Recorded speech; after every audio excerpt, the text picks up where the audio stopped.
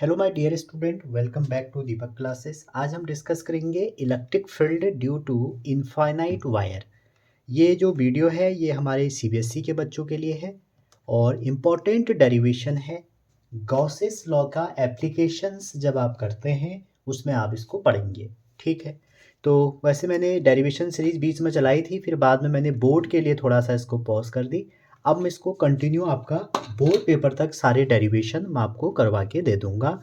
Hope कि आप इससे कुछ सीखें और अपने एग्ज़ाम में अच्छा करें, जिससे हमें खुशी मिलेगी। ठीक है जी, चलिए स्टार्ट करते हैं। जो पहला हमारा जो आज गॉस लॉ का एप्लीकेशन है, due to infinite thin long straight wire. देखो बच्चों, एक इनफाइनाइट वायर है हमारे पास जिसमें मान लिया हमने कि पॉजिटिव चार्ज है।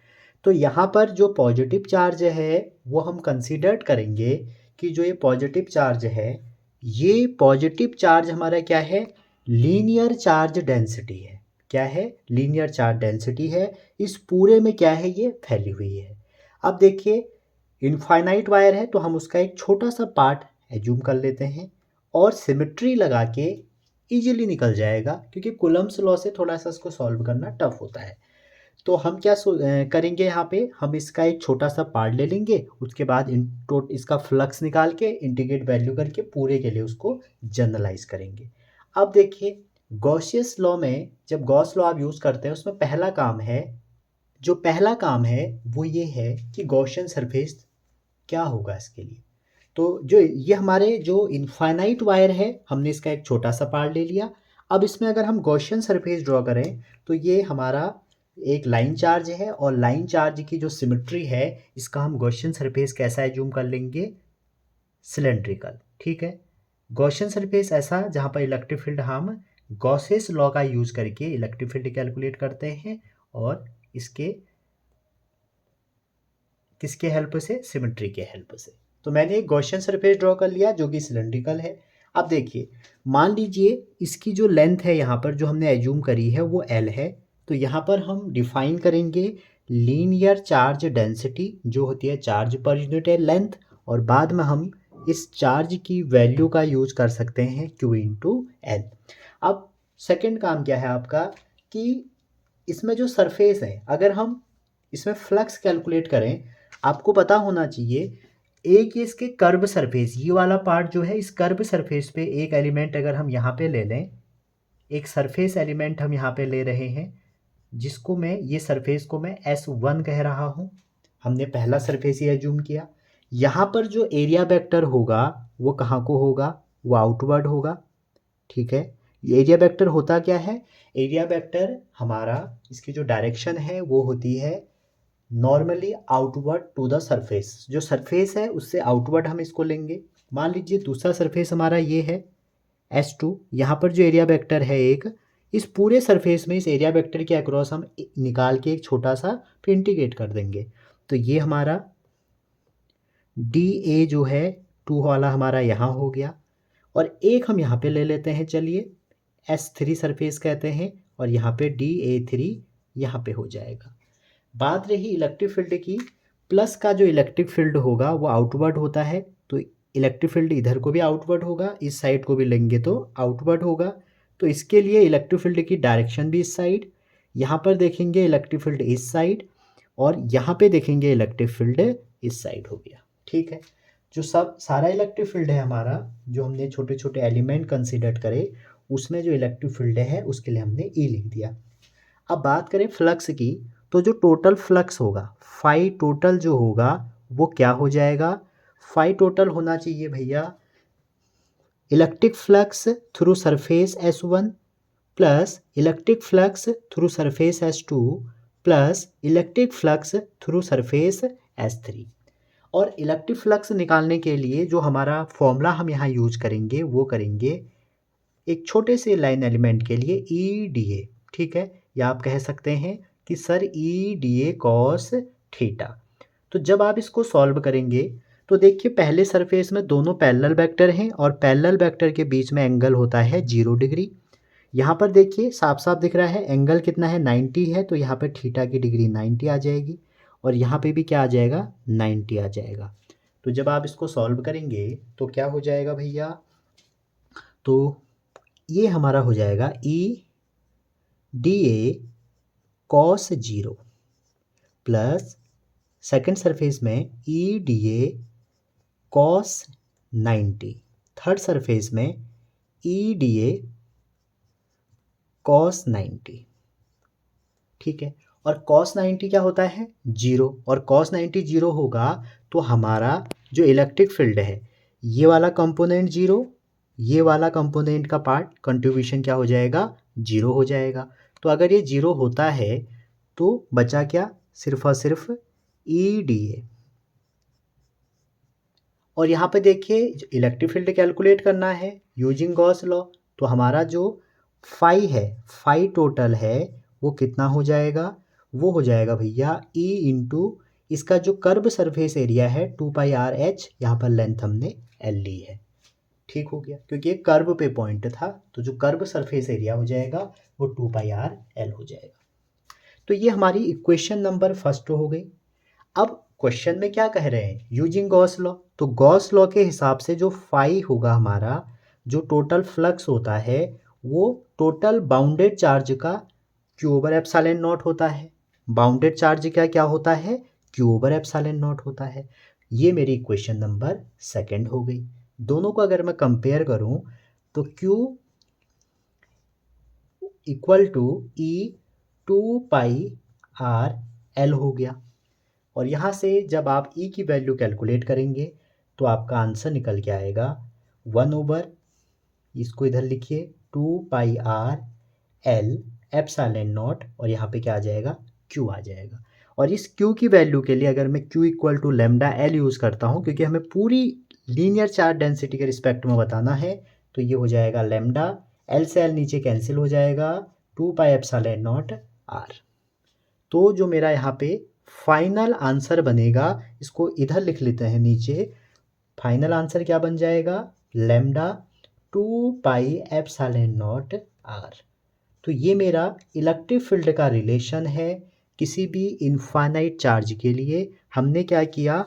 इस Q की वैल्यू को उठा के यहाँ रख दिया, ठीक है। तो डेरिवेशन ये है, आपको डेरिवेशन समझ में आना चाहिए। और डेरिवेशन का जो हैंड रिटन नोट्स है वो आपको टेलीग्राम चैनल पे मिल जाएगा, कंप्लीट चैप्टर का, ठीक है। अच्छा जी, कई बार बच्चों एग्जाम में क्वेश्चन आता है कि E और R का ग्राफ बताओ CBSE लेवल पे। तो E और R का जो ग्राफ हो जाएगा 1/r टाइप का है, इस तरह से ग्राफ बन जाएगा, ठीक है। तो ये था हमारा electric field due to infinite charge. अगर आपको ये चीज़ें समझ में आई, आपकी स्टडी में हेल्प हुई, तो चैनल को लाइक शेयर सब्सक्राइब जरूर करें। अब बच्चों आपके एनसीईआरटी में ही क्वेश्चन नंबर 30 में ये दिया है कि किसी लाइन चार्ज का इलेक्ट्रिक फील्ड निकालिए और लेकिन किससे निकालिए? आपको निकालना है कूलम्ब्स लॉ से, ठीक है। यहाँ पर गॉस लॉ यूज नहीं करना है, तो उसके अबाउट जब निकालना है तो कैसे निकालेंगे देखिए। तो without using Gauss law calculate electric field due to infinite, या आप बोल सकते हो लाइन चार्ज, ठीक है। तो देखिए ऐसे बनाते हैं, इसको ज़्यादा समझोगे, और गॉस लॉ से कैलकुलेशन करना थोड़ा आसान बैठता है। तो अगर ये प्लस चार्ज है, एक कोई लाइन है, ठीक है, और इनफाइनाइट लाइन का हमने एक छोटा सेक्शन यहाँ भी लेना है, और आपको मान लीजिए इस पॉइंट पे निकालना है, ठीक है, इस पॉइंट पे निकालना है। मैं इसको y डिस्टेंस एज्यूम कर लेता हूँ, ठीक है। तो अगर y डिस्टेंस पे आपको निकालना है और ये पॉइंट P है, ठीक है, तो जब आप कैलकुलेट करेंगे तो आपको क्या करना पड़ेगा? अगर इस जो ये हमारा इनफाइनाइट लाइन चार्ज है, इसमें चार्ज डेंसिटी लैम्डा है जैसे अभी हमने यूज किया था, ठीक है, और यहाँ पर जो हम इलेक्ट्रिक फील्ड निकाल रहे हैं ये y है, और जो डिस्टेंस है हमारी यहाँ से लेके यहाँ तक, ये मैंने एज्यूम कर ली कि x है, ठीक है। तो जब भी हम कूलम्ब्स लॉ का यूज़ करते हैं तो वहाँ पर भी एक लाइन एलिमेंट लेते हैं, फिर इंटीग्रेशन का हेल्प लेना पड़ेगा। तो अगर मैं इसके इस सरफेस पे एक लाइन एलिमेंट लेता हूँ, आप चाहें तो इधर भी ले सकते हैं, करना इंटीग्रेशन ही है, कहीं पर भी लीजिए। तो अगर dx लेंथ है, x लेंथ है, तो मैं एक लाइन एलिमेंट dx का लेता हूँ। तो जब मैं dx लेंथ का एक लाइन एलिमेंट लेता हूँ तो यहाँ पर जो चार्ज डेंसिटी हो जाएगी वो कितनी हो जाएगी, चार्ज पर यूनिट लेंथ, और चार्ज छोटा सा एलिमेंट मैंने डी क्यू कर दिया, तो डी क्यू की वैल्यू यहाँ पर हो जाएगी लैम्डा डी एक्स। यहाँ तक आपको कोई दिक्कत नहीं होगी, ठीक है। तो वहाँ पर क्या करते थे, गाउसियन सरफेस सेलेक्ट करते थे। यहाँ पर क्या करेंगे, एक छोटा सा एलिमेंट लेंगे। अब इस लाइन एलिमेंट से इस पॉइंट पी पर अगर आप इलेक्ट्रिक फील्ड निकालते हैं तो कहाँ पर कैसे निकलेगा, देखिए प्लस से कहाँ को होता है इलेक्ट्रिक फील्ड, आउटवर्ड होता है, ठीक है। अब ये जो इलेक्ट्रिक फील्ड है ये डी ई एज्यूम करके चल रहा हूँ मैं, ठीक है। तो कंपोनेंट ब्रेक करें अगर हमारा ये एंगल, इसको अगर हम ब्रेक करें, मान लीजिए एक पार्ट ये है, अलोंग वाई एक्सिस एक कंपोनेंट है जिसको मैं डी ई वाई कह रहा हूँ, और एक पार्ट हमारा इधर है जिसको हम डी एक्स कह रहा हूँ, ठीक है। अच्छा जी, इसके बीच में ये एंगल हम थीटा एज्यूम करते हैं। अगर थीटा एंगल है तो थीटा एंगल से जो डी ई एक्स है, डी ई वाई है, इसका क्या रोल रहेगा, देखिए जो इलेक्ट्रिक फील्ड पी पॉइंट पे है, किसकी वजह से, ये राइट साइड के एलिमेंट की वजह से, वो कितना हो जाएगा, वो आपका हो जाएगा D equal to 1/4πε0 D Q by R square. ये तो होता था फॉर्मूला, या आप कह सकते हैं सर 1/4πε0 डी क्यू की वैल्यू हम रख दें छोटे से लाइन एलिमेंट की डी एक्स। अगर ये डिस्टेंस x है, ये y है, ये वाली डिस्टेंस अगर y है तो ये क्या हो जाएगा, root x square plus Y square. तो यहाँ पर हो जाएगा x square plus Y square, क्योंकि रूट का स्क्वायर क्या हो जाएगा, 1 हो जाएगा। अब देखिए इस फील्ड के दो कंपोनेंट, अगर आपने फील्ड को ब्रेक किया, ये ना एक्स में है ना वाई में है, तो दो कंपोनेंट जब लेंगे, एक हो गया डी एक्स और एक हो गया डी वाई, ठीक है। और डी एक्स की वैल्यू क्या होगी, नेगेटिव डायरेक्शन में है तो डी साइन थीटा। अगर आप ब्रेक करेंगे इस डी को, इस थीटा के अलोंग कितना हो जाएगा, डी कॉस थीटा हो जाएगा, और उस साइड कितना हो जाएगा, एक्स के अलोंग कितना हो जाएगा, डी ई साइन थीटा हो जाएगा। और साइन थीटा क्या हो जाएगा, नेगेटिव का, क्योंकि अलोंग माइनस वाई है, तो ये डी वाई की वैल्यू कितनी आ जाएगी, डी ई कॉस थीटा। तो एक्स ले लिया, वाई ले लिया। अब ये जो नेगेटिव कंपोनेंट है ये क्या बता रहा है कि हमारा एक्स डायरेक्शन में है, ठीक है। अब अगर आप यहाँ पर भी एक एलिमेंट लेते हैं तब भी दो ही कंपोनेंट आएंगे, ठीक है। तो अगर एक एलिमेंट यहाँ पर भी लेते हैं तो होगा क्या, जैसे इसका एक कंपोनेंट यहाँ आया है वैसे ही इस वाले का एक कंपोनेंट इधर आएगा, जो कि कैंसिल हो जाएंगे। तो जो रिजल्टेंट कंट्रीब्यूशन होगा, ई का जो रिजल्टेंट होगा वो सिर्फ और सिर्फ किससे होगा, वाई कंपोनेंट से, मतलब डी कॉस थीटा से। समझ रहे हैं। अगर आप एक एलिमेंट और यहाँ पर लेते हैं, इसकी वजह से अगर आप इलेक्ट्रिक फील्ड निकालेंगे तो इधर को होगा डी, ठीक है। और इसको जब ब्रेक करेंगे तो एक डी ई एक्स इधर बनेगा और एक डी ई वाई इस साइड बनेगा। तो ये वाला इससे कैंसिल हो जाएगा, तो ये दोनों हमारे ऐड हो जाएंगे, ठीक है। और वैल्यू उतनी ही है, ई एक्स की जो वैल्यू है डी ई एक्स की वैल्यू सेम वही होगी, क्योंकि सेम एलिमेंट लिया है आपने। तो यहाँ इसकी वैल्यू भी क्या होगी, इसकी वैल्यू भी वही होगी, डी ई साइन थीटा, और इस वाले की क्या हो जाएगी, डी ई कॉस थीटा। तो ये दोनों क्या हो जाएंगे, एडअप कर लेंगे और ये आपस में कैंसिल हो जाएंगे, ठीक है। तो जो नेट कंट्रीब्यूशन हो जाएगा वो हो जाएगा डी ई कॉस थीटा। और इनफाइनाइट वायर है तो लिमिट आएगी इन्फिनिटी से इन्फिनिटी, और किसकी आएगी, एक्स की, ठीक है। तो जो फाइनल वैल्यू होगी इन्फिनिटी से इन्फिनिटी, डी की वैल्यू उठा के रख लो 1/4πε0 lambda D X X square plus Y square. Cos theta अगर यहाँ से निकालेंगे, कॉस थीटा होता है बेस ओवर हाइपोटेन्यूस, और बेस कितना है, अच्छा बेस है आपका, इससे अगर आप बेस निकालेंगे बेस बन जाएगा, अच्छा इसको ना ओपन मत करो, अगर आप बेस इसके टर्म में ओपन करेंगे फिर एक कंपोनेंट और बन जाएगा, इससे अच्छा इसको कॉस थीटा ही रख लो, ठीक है। अब इसको सॉल्व करते हैं। सॉल्व कैसे करते हैं, इंटीग्रेशन की हेल्प से। अगर आप इंटीग्रेशन में एक्स की वैल्यू को वाई टेन थीटा रख देते हैं तो dx कितना हो जाएगा, वाई टेन, टेन का कितना होता है इंटीग्रेशन, टेन का इंटीग्रेशन होता है सेक स्क्वायर थीटा, और डी थीटा, डी एक्स का क्या आ जाएगा, डी थीटा आ जाएगा। इसमें से जो जो कॉमन है वो बाहर निकाल लो, इस वाले में से जो जो कॉमन है, अच्छा लिमिट भी बदलेगी। अगर एक्स आपका माइनस इन्फिनिटी होगा तो आपका थीटा की वैल्यू कितनी आ जाएगी, तो थीटा आ जाएगा आपका 0। अगर एक्स आपका प्लस इन्फिनिटी होगा तो थीटा आ जाएगा आपका 90। तो इंटीग्रेशन कैसे कन्वर्ट होते हैं आप, ये आ जाएगा आपका लैम्डा बाहर आ जाएगा, ठीक है। अच्छा जी, और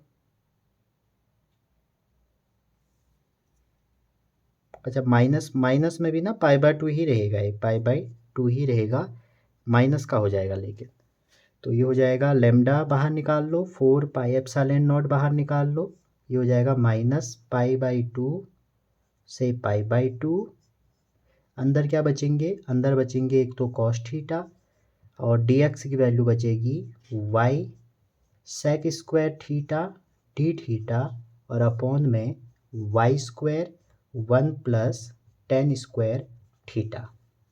और इंटीग्रेशन की एक प्रॉपर्टी आपने पढ़ी होगी, माइनस ए से ए जब होता है लिमिट तो आप उसको हाफ कर सकते हैं, तो 2 0 से A F x D x. तो इसको जब आप सॉल्व करेंगे तो ये 2 बाहर आ जाएगा, 2 लैम्डा 4 पाई एप्सिलॉन नॉट, और ये हो जाएगा 0 से पाई बाई 2। देखो ये हमने इसलिए पुट किया, अगर आप इसको सॉल्व करेंगे 1 प्लस टेन स्क्वायर थीटा क्या होता है, सेक स्क्वायर थीटा, तो हमारे ये पूरा एलिमिनेट हो जाएगा, ये इससे एलिमिनेट हो जाएगा, ठीक है। और ये जो y है, इस y से ये y, एक y एलिमिनेट हो जाएगा, और जो y बचा वो कांस्टेंट है, क्योंकि हम डी थीटा के रिस्पेक्ट में कर रहे हैं अपना इंटीग्रेशन। तो डी थीटा के रिस्पेक्ट में कर रहे हैं तो डी थीटा बचेगा यहाँ पर भी। तो ये हमारा क्या बनेगा, अच्छा इसको तो डी थीटा यहाँ मत लिखो, हमने यहाँ से चेंज किया है, तो y बाहर आ जाएगा, अंदर बचेगा आपका कॉस थीटा सिर्फ और सिर्फ। तो भैया ये थोड़ा सा इसमें कैलकुलेशन ज़्यादा है, ठीक है।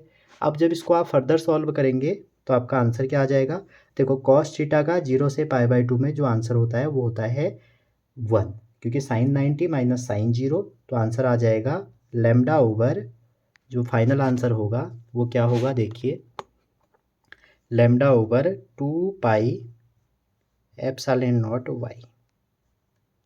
तो ये हमारा इलेक्ट्रिक फील्ड वही आया जो हमारा गॉस में आया था। तो जब भी ऐसे क्वेश्चन आ रहे हैं तो 2 लाइन एलिमेंट आपको लेना पड़ेगा, और लाइन एलिमेंट लेके देखेंगे अगर आप, तो आपके जो ये एक्स वाले कंपोनेंट हैं वो ब्रेक हो जाएंगे, वाई वाले ऐड अप हो जाएंगे, ऐड हो जाएंगे तो ये कहानी बनेगी, ठीक है।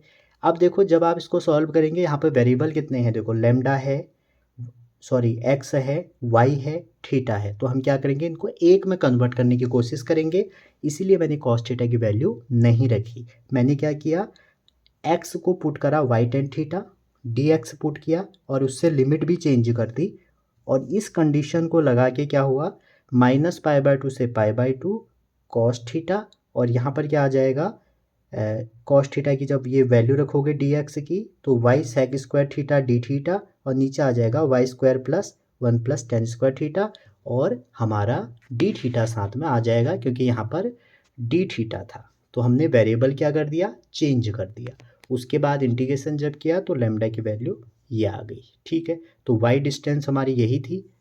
तो ये हमारा है यूजिंग कूलम्स लॉ, आपका इलेक्ट्रिक फील्ड कैसे आएगा।